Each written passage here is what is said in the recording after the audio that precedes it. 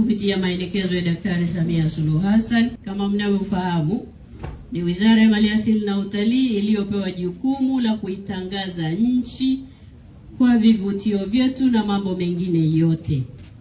Na njia tunazotumia za kuitangaza nchi yetu nyingine ni kupata mabalozi wa hiari wa kuitangaza nchi yetu huko duniani. Sasa kwa kazi nzuri aliyoifanya, kwa alivyopita kuona yote, sisi tumekuja leo na cheti cha uteuzi. Tunamteua ndugu yetu Rio Ferdinand kuwa balozi wa hiari wa utalii wa Tanzania.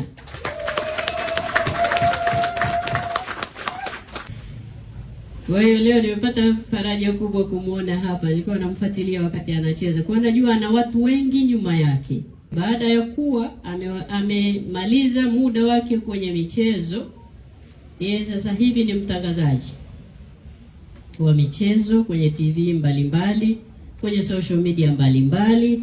Tunaona ana wafuasi zaidi ya milioni 25. Maana yake leo tunavyompa cheti hiki cha kuwa balozi wetu wa hiari wa utalii wa taifa letu, tunakwenda kuwafikia watu milioni 25 tayari kuja Tanzania.